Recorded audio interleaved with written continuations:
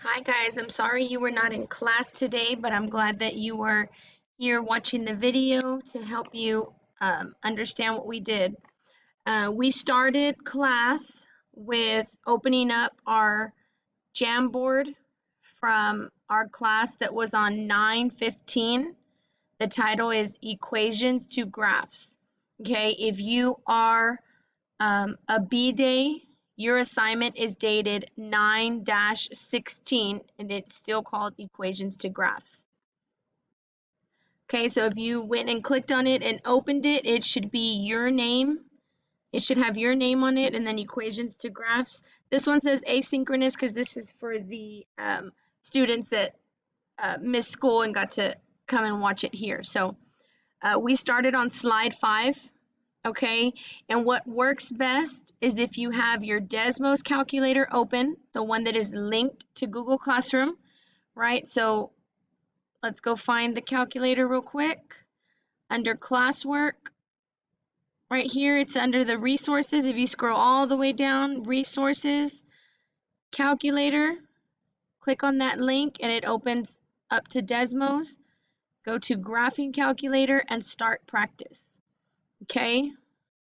Okay, so you see, if you notice my screen, what I did was I did a split screen and I have the Desmos calculator open on one side and I have my Jamboard open on the other. So that way I can just quickly look back and forth when I'm filling in my table or using my equation, right? Okay, so that's what works best. If you can't do that, then just have both windows open so that way you can go back and forth. Okay, so what we did is we went ahead and we input the equation into Desmos. Right? If you have a computer that you can type on the keyboard, you can just type whatever you need to, right? If you do not have that option and you're working on a tablet or an iPad, if you go down here on the bottom left-hand side where it says show keypad, click on this and the keys pop up for you. Okay? So our equation is y equals x minus 1. So y equals the letter x that you use for a variable is over here on the left-hand side. X minus 1. So if you notice, as I typed my equation in, you can go ahead and hit enter. My line was popping up for me. Okay, our goal is to get our equation, our graph over here to look like this Desmos graph. Okay, so what we do from here in order to get the numbers for my y to fill in my table, we're going to press this gear symbol in Desmos. 3 icons pop up. We need the icon that looks like the table. Okay. Once you have the table of values, right, if you notice there's a left side and a right side. Just like the notes that we took, X is always on the left-hand side of the table.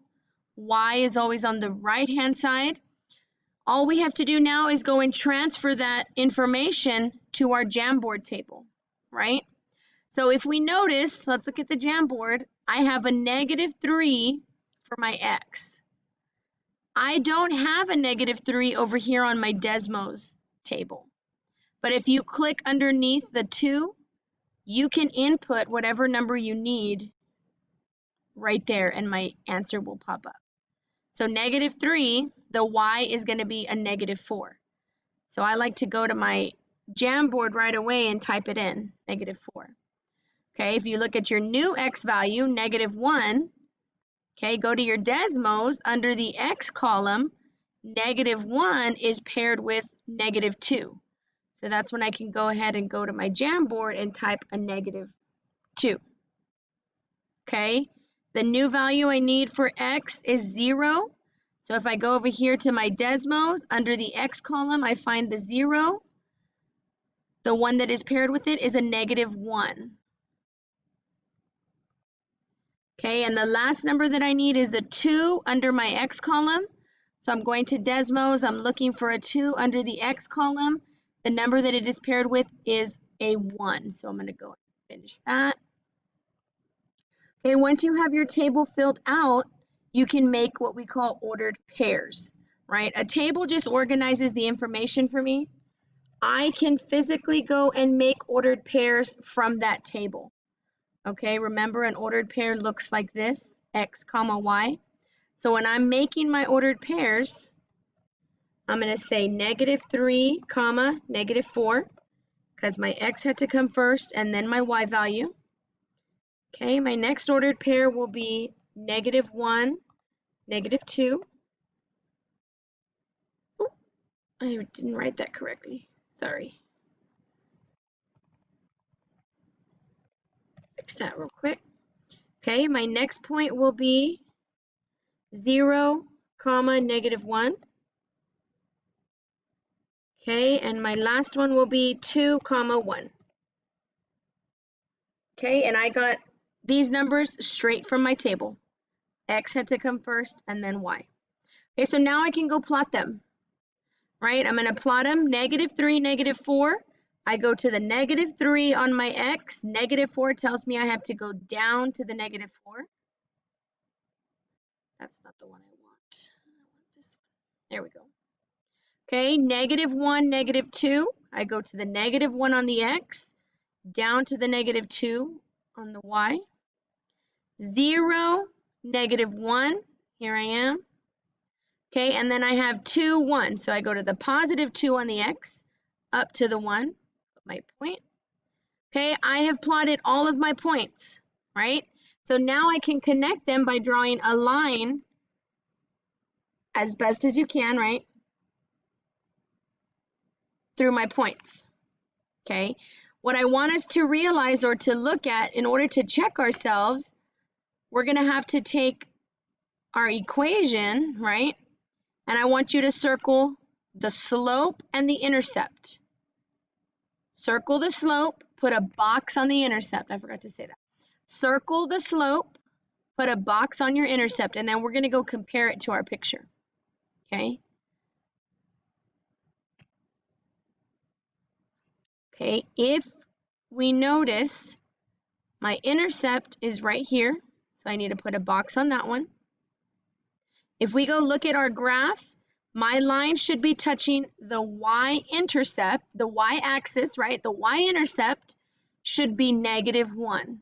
So if I go to my y-axis, my y-intercept is -1.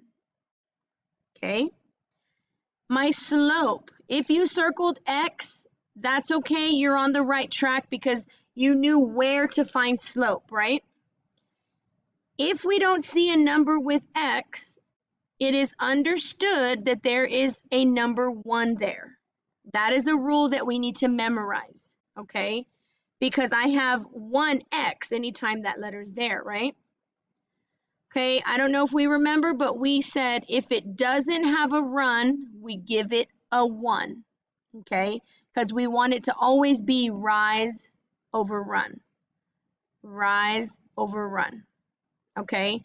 So if we go to our line over here where we plotted, I should be going up 1 time, right? So let me circle my slope just because that's what we've been doing, what we're used to. If I start at my intercept, -1, and I rise 1 time, and I run 1 time, I should be landing on a good point on my line. So let's try it again. Rise 1, run 1. We should be landing on a good point on our line. So the good thing about slope, rise 1, run 1. It repeats and it helps me make my line longer. Okay, so I could keep going if I wanted to, but I wanted you to make the connection, right? From an equation, going to a table helps me out to plot my points, right? But if we notice in my equation, I can go from my intercept, going to plot it on my y-axis, and then I can do my rise over run to help me find new points. Okay, the slide after this is notes or reminders on how to use Desmos. I went through the steps with you, but this is just reference in case you need it. Your assignment is to finish slides 7, 8, and 9, doing the steps that we did on slide number 5. Okay, so make sure you have that Desmos calculator open. Make sure you're typing your full equation into the calculator, right? And make sure you are using X over here on the left-hand side and not the multiply symbol. That is not our X. Okay? I will see you next class.